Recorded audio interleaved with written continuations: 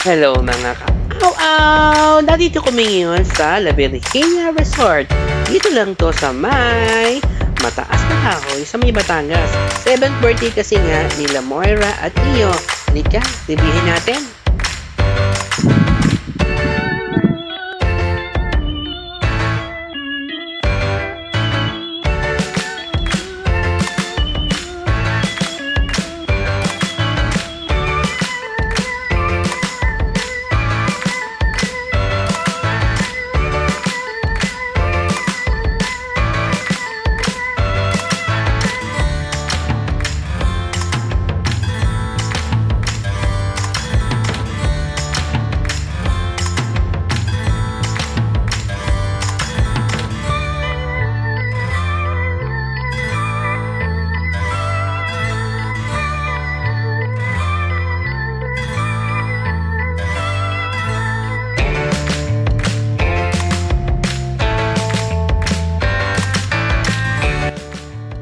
Siyempre, nandito yung mga bebe ko. Dito sila sa kama natutulog. Siyempre, sila ang bida ngayon. Kasi birthday ni Moira at Neo.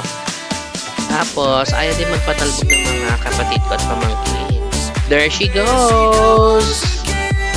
Pati si Asher ay magpatalbog, oh. Siyempre, ayaw din magpatalbog. King baby girl. Marunong kaya siya kumanta. Ito nga, oh.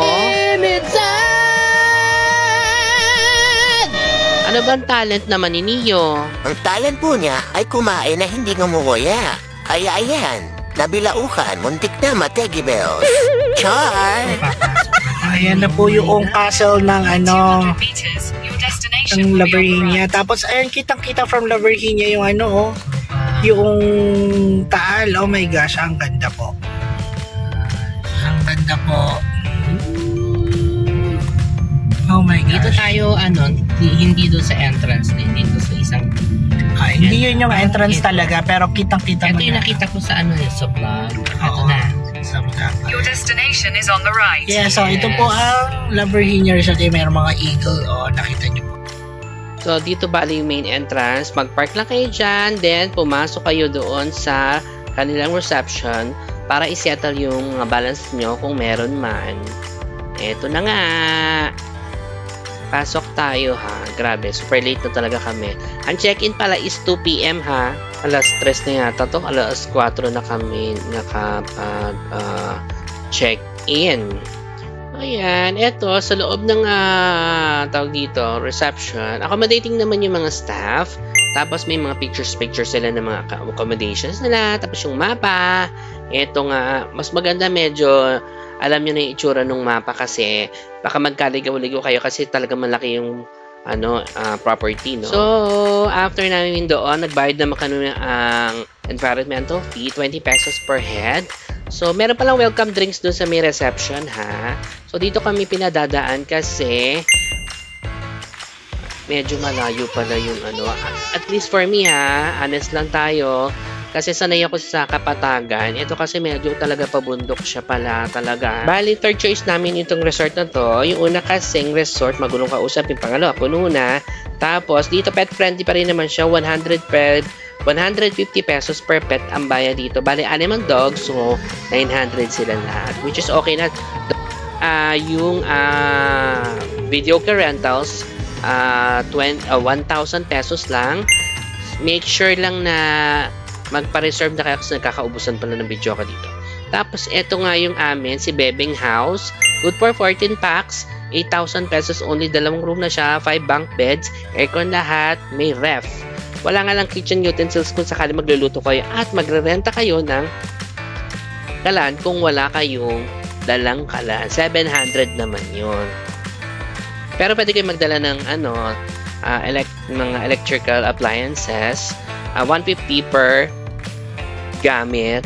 Kami kasi butane kaya hindi kami nag-charge. So, yun. Actually, maganda to pang-family talaga.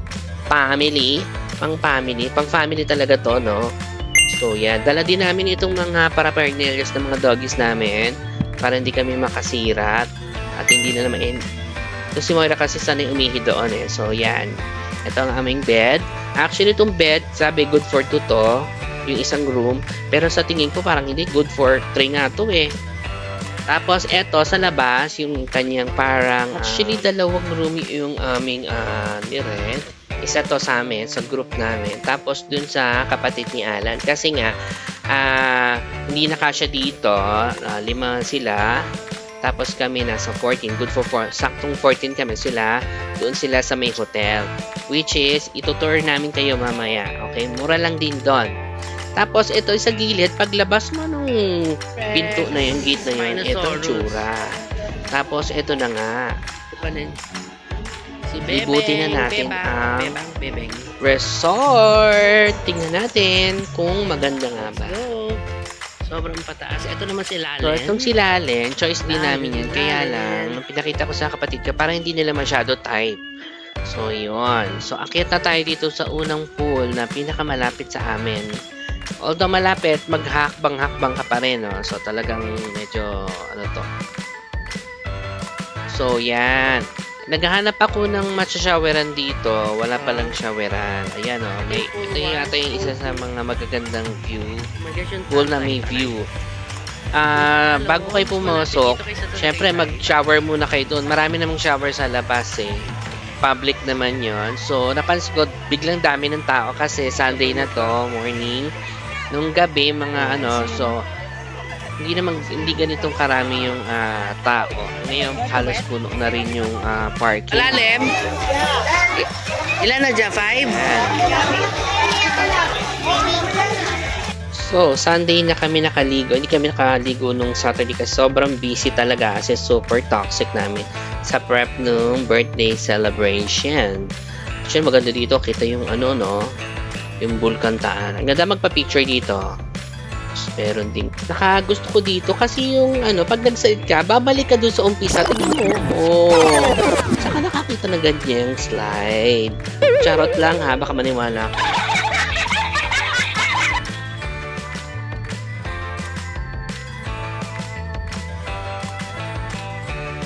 Tapos from here, tanaw muna yung hotel. Kasi interconnected lang naman talaga sa if you're going to look at the mapa. So, yun. So, doon naka-check-in yung kapatid ni Alan. Ang ko lang dito, hindi ko makita yung shower. Wala akong makitang liguan. So, yun. Yun lang naman. So, katapos na ito, pupunta na kami doon sa mas mababang pool. Pool number 2. Yung frog pool. So, ito na nga. Mag-ingat kayo. Madulas ha. So, may cascading fall pala dito. So, yan. Pambata siya talaga, Pati yung slide niya, ang liit-liit eh. Try nga natin kung maganda mag-slide dito. Eto na. Yan, grabe. Hirap na hirap ako dito. Naiipit kasi yung chunk ko. Grabe, Oh my gosh, I'm so panot na. This is so funny. Let's... sige. Let the kid first. Go. Kaya mo yan. Very good.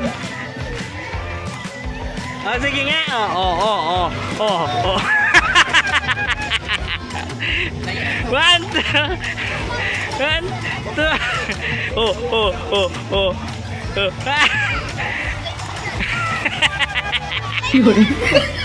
Here. So, yan. Medyo sanga-sanga naman siya kaya nakabundok talaga. Sabi ko nga, hindi siya friendly. Sabi ko na, kasama na yun. Oo, meron na kayong ganyan, tsaka ganon. Kubo. Ito yung clubhouse. Ingat, madulas. Malayo. So, ito nga, pababa na kami. Ayan, hinanap namin si Trinity para may kasama kami. So, ito nga pala, ito yung way papunta doon sa may bamboo house. Ito naman ang, ito marka nila. Basta may yellow na ganyan, papuntang bamboo house yan. Yun ang una kong choice na room, kaya lang hindi nila bet yung higaan. So, doon na lang kami napunta kay Bebeng. Although, it has 2 bed, 2 CR pa naman. So, ito, pambata din. So, dito naliligo si Trinity. And after this, yung kung saan ako nag-park na una. Nga pala guys, syempre pag hapon na kayo, syempre may mga naunang naligo sa inyo. Do not expect na makakapark agad kayo ng agad-agad sa itaas ha. Kasi marami talagang tao talaga. So, tiyagaan lang. So, baba kayo dun sa may iHeart La Virginia. Baba kayo ng konti pa doon. Merong flat doon na area. Doon kayo makapag-park. So, ayan. Ito, pangatlo na itong pool, no? So, good for sa mga bata. So, usod ka ng konti, makikita mo ni sinasabi kong parking. Yan, dyan ako nag-park kahapon. Okay. So, pakita ko lang sa inyo yung bamboo house, no? Etong itsura niyan. Ito, dead end yun, kaya huwag kayong dadaan doon. Malawak din naman siya, kaya lang hindi talaga bet masyado ng mga kapatid ko yung bedrooms and higaan. So, pagbaba mo doon sa dolphin, yung may dolphin, ang tawag nila dito, itong area na to ay pavilion. Marami silang pavilion. Basta yung malapit sa iHeart La Virginia. Magandang spot to, picture. Sayang kasi medyo hindi nga kami magkakitaan sa sobrang laki, no? Magpapapicture sana kami dyan, kaya lang nung kinaumagahan naman, sobrang init naman na, kaya hindi na rin. Okay na rin yung may picture na wala kami dyan. Okay. So, ito nga. Pagkatapos doon, akit kami ng konti. Dito naman kami sa may King Kong na to. Pwede kayo magpa-picture dun sa ano ha.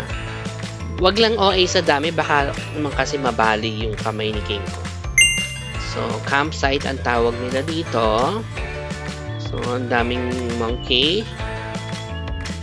So, ayan. So, talagang patarik talaga siya, no? Kapag dumungo ko ng konti, makikita mo yung Casas de Flores.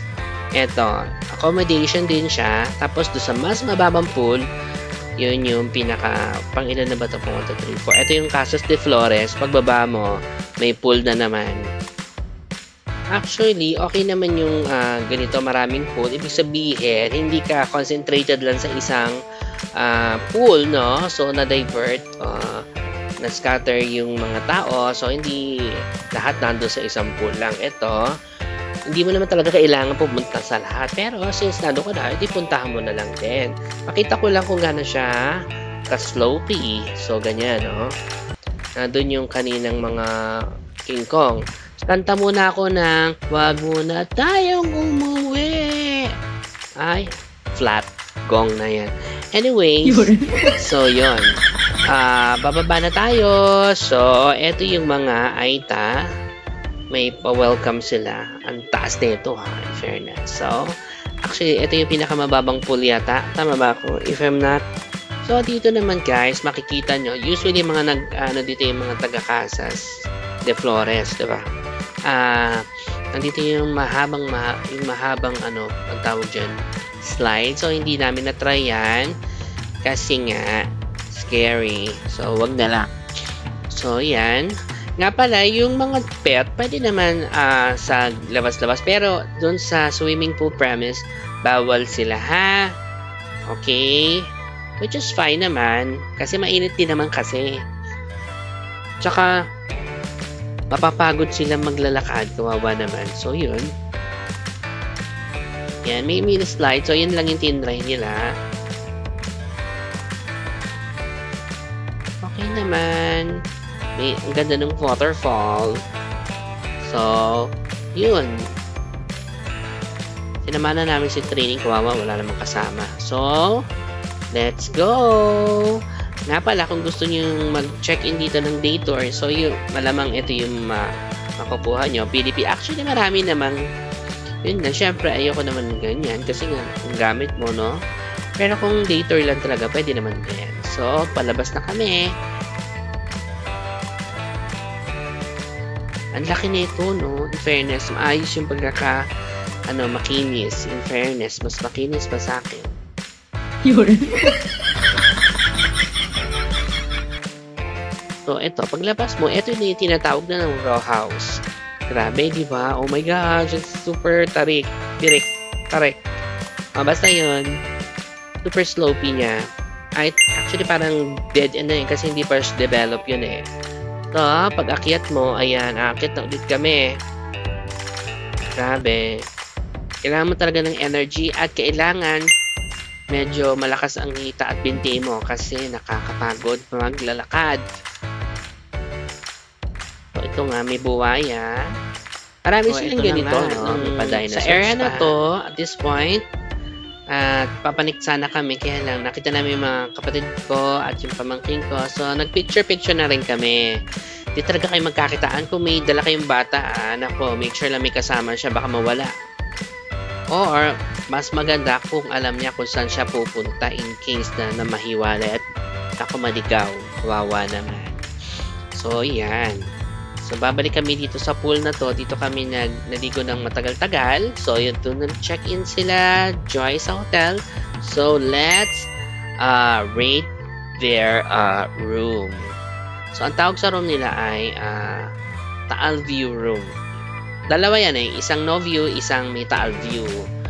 Sabi nila may Mount Maculot. So, ito yung kanilang reception, lobby. So, talagang pang second floor. So, hindi ko talaga ma-recommend to sa mga may wheelchair na mga matatanda, ano? Kasi ito nga, nasa hotel na, second floor pa rin. Kasi function room yung na yun eh, nasa baba. Nakita ko siya, ang laki noon. So, ang napili ko sa kanila ay ang Taal View. Kasi nga, may Taal View daw. Tingnan nga natin kung totoo. So, this one is good for 4 packs. 3.5 lang to, guys. Actually, lima sila. Kasya sila, ha? May ref, may heater, may mga basic naman sila. I think kung hindi ka masyado masela, pwede na rin to. Diba? Yun na yun. So, totoo bang may Taal View? Tamo, umalapad din yung bed. Pwede nga 6 dito eh. So, ito yung veranda. Okay. May obstruction nga lang. Hindi makita talaga si Taal. May ganun eh. Ayun. So, sorry. Hindi makita masyado yung Taal. May puno. Yung binayaran mong view, wala. So, after that, ito nga yung kanilang main chapel. May chapel sila dito. Ang ganda ng chapel na. Hindi siya yung the usual chapel na parang bahay. Ito, hindi open siya talaga. So, ayan. Feeling ko may misa dito, no? Fairness. Yan yung kanilang mga santo. Actually, ito, after lang to nung almost after, kasunod na siya, halos siya nung reception nila. Tapos, yung mga naniningil ng environmental fee. Tapos, sila na yung pagkatapos nun ay yung hotel na. So, sabi ko sa'yo, connected lang yan. Yun nga na nakakahingal talaga. Sa totoo lang. Tapos, hindi ko lang sure kung kailan yung misa dito. Baka meron silang anticipated mass every Sunday. Parang wala yata kami naabutan. I'm not sure. Tanong nyo na lang sa Facebook. Okay? Pagkatapos nito, actually marami lusutan. Pwede sa hotel, pwede dito sa pagitan niya at yung admin. Doon naman yung rampa at yun yung medyo nakakapagod din. In all fairness, do sa mga sa mga upuan ng simbahan, ganda. Kahoy na kahoy, hindi yung yung basta-basta lang. Ganda, even the flooring and the architecture. Ang gulo in fairness. So, yan. Pag diniretso mo yan, pababa. So, may madadaanan tayong pakanan. Yun yung sabihin ko sa inyo mamaya. Napansin ko talaga mahilig sila sa mga hayop. I think animal lover talaga tong may-ari nito. Ang daming mga statwa ng mga kabayo, ng mga hayop eh. Tapos from the pool, there are several ways to go around. Pagbaba nyo dyan, ayan agad yung male comfort room and then female comfort room. There are actually a lot. And then on this other part would be a place going to, a path going to the hotel, going to dun sa area namin, dun sa Bebeng over there. And then there's also a path going to the other pool and other accommodations. But there are so many places to go. So let's start muna siguro with yung dito sa may Ifugao.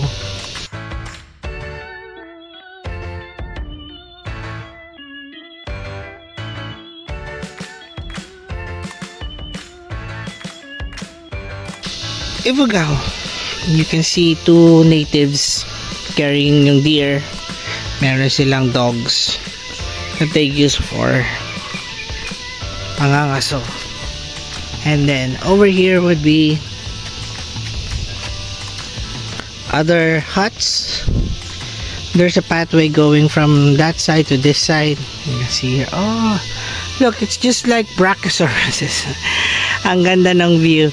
Look at this. I have to take a photo.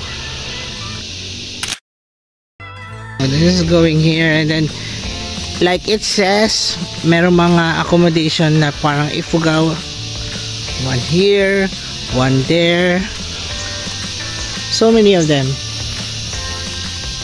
Inspired siya by yung mga Ifugao huts. Ayan oh, yung mga Ifugao. And then some more accommodations over there, and there's a bigger area where probably more people can be accommodated. So continuing on with our adventure, you can see here sa may Ifugao area. Ayun oh, ang gaganda. It's really parang nasa Ifugao ka. There are different types of houses over there. Wow. And I think there's a different pool here also. Ay, parang meron ako natanaw.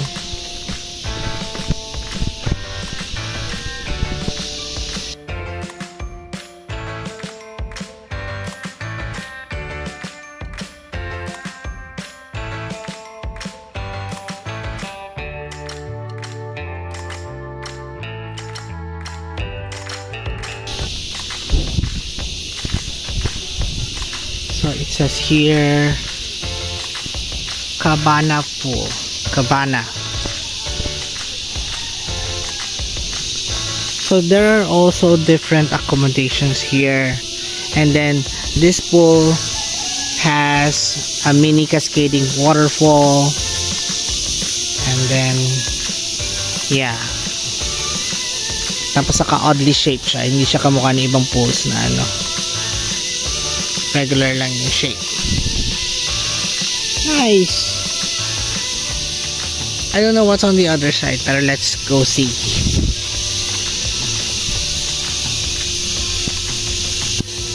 So, ito nga palang zipline, hindi naman siya functioning talaga. Hindi siya operational. So, ganyan lang siya. So, ayun. So, kung gusto nyo mag-zipline, hindi ko alam kung kailan siya magagawa. So, tanong-tanong na lang doon sa admin. Sa recep, okay? Doon nga pala sa Ifugao House, may dalawang ganyan.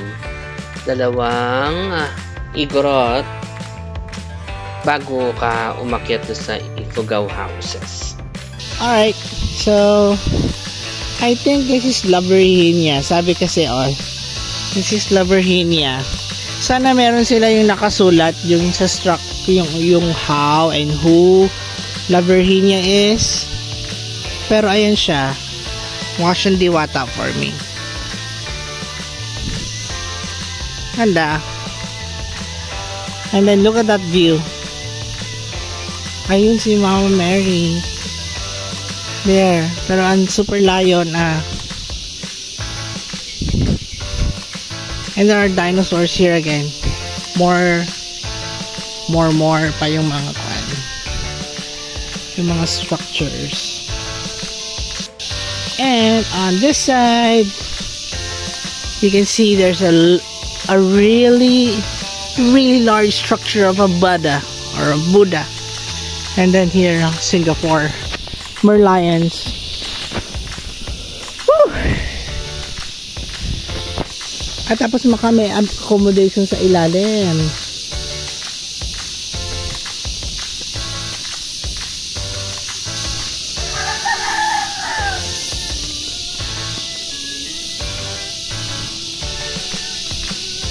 Wow. Wow. Wow. Ang ganda. And then over here, ayun oh, si Mama Mary. I don't know if you can see it. Grabe ang ingay ng mga kuliglig.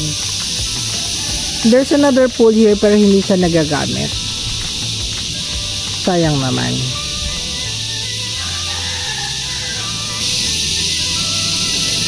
Look at that. I'm so in tune with nature right now. Grabe. Look at that dense forest. Siguro yung side na yan, forest na. And then here, until here, yung property na to are coconuts na tinanim nila.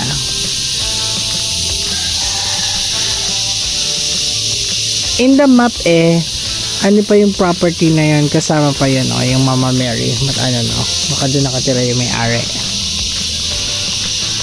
Alright. So, continuing on with our adventure, I can see here now that there are other dinosaurs also.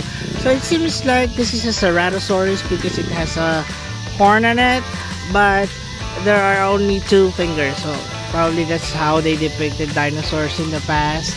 And then, of course, we have here a pretty decent looking Triceratops. It's no longer painted. I hope they did paint it. It's really cool design. I see that there's a hump over there, and then yeah, the face is also really good, and the tail is raised. So kapag diniretso pa natin to, guys, so makikita na natin dito yung parang pinaka-tuktok na nung ito nga, meron silang basketballan dito, basketball court. Sayang di nakita nila to. May basketballan to dito. So, ito na nga, medyo hinihingal na po ang ating cameraman. So, ayan. Kung napansin nyo, walang tao kasi kinuhanan niya to ng umagang-umaga. Around mga 6 AM, kaya may kuliglig pa. So, kaya tulog pa yung iba. So, ayan ang basketballan.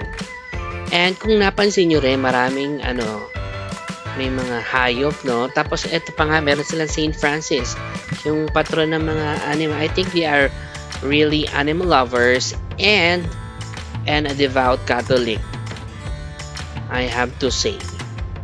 So, room still, kasi parang meron siyang sa second floor, para siyang may mga hotel rooms guarded by 2 really large dogs. Okay. So, ito na nga yung pinakatuktok na, ito yung sa castle, no? Hindi operational yung pool at hindi na rin pwedeng magstay dyan sa castle. Dati pinare-rent nila yan, ngayon hindi na, no? So, parang overall, 2 pool yung hindi nagagamit. Yung may mga, yung sa baba, yung malapit kay Mama Mary. Tapos ito. So, yun. So, ano pang hinihintay natin? I-rate na natin siya based on our experience lang, ha. For me lang naman, yung price nila dapat sa akin 4 to or 5. Kaya lang, based on my experience, kinorelate ko siya sa experience ko, 3 out of 5 AO points. Kasi syempre alam ko naman na kahiwalay talaga entrance at accommodation. Pero based nga, sobrang napagod talaga ako sa kahahakot, no?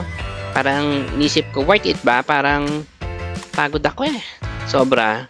So, yun. Siguro next time, suggestion ko lang, kung naka-check-in naman, sana hindi na lang i-separate yung bayad sa sa entrance. Kasi nandun naman sila. Alangan naman mag-check-in lang sila. Wala lang, matulog lang, diba? For sure, maliligo yan.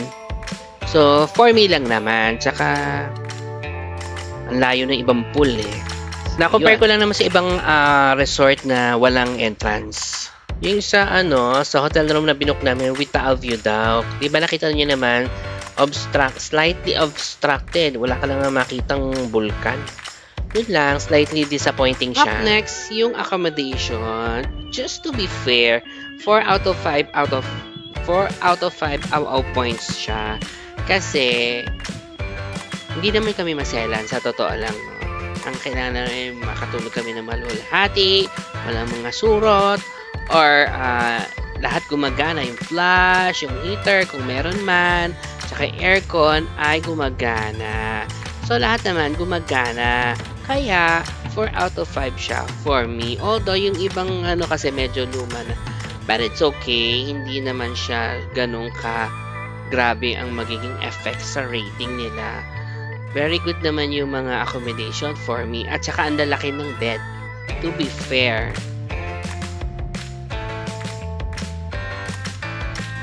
Up next, we have amenities. So, 2.5 out of 5 AOA points. Yung pool, park, resto for me, at saka yung store, no? Sa pool, okay naman. Hindi nakakasulasok yung level ng chlorine, which is okay. Ano lang, yung iba kasi sobrang layo talaga. So, mauubos ang lakas mo paglibot, pag-swimming, etc. Tsaka yung iba kasi nalilito, like yung nakasabay ko, nahanap niya yung showeran. Walang showeran sa loob, nasa labas pa. Yung parking naman, medyo ano lang dyan. Kasi, for me lang naman ha, suggestion ko lang, kung mayroon naman sila accommodation, sana bigyan sila ng sariling tag dito, slot for them. Kasi nga, lalo na kami, nasa gitna kami, so para nakikipag-unahan pa kami, and for sure, maraming gamit yan, di ba? Sa restaurant, okay, may restaurant naman. Yung store lang, siguro dapat in-anticipate na yung dami, yung volume ng tao. Like yan, no? Bibili sana kami ng mineral. Doon pa kami bumili sa labas. Tapos, hindi yata sila pwede pumasok. I'm not sure. Kasi kapatid ko pa yung nagbuhat. Papasok doon sa papunta dito sa Bebeng. Dito sa chinek-in na naming accommodation. Grabe yun, no? Pabulusok tapos 2 mineral. Tapos, bumalik pa sa sa uling. For me lang. So guys, nandito na tayo sa customer service. So, ang score talaga na ibibigay ko was 4, hindi 3.5, no? Yung una kong edit dito. Kasi, nagpataas dito yung mga kausap ko sa Facebook. Madaling kausap, sumasagot.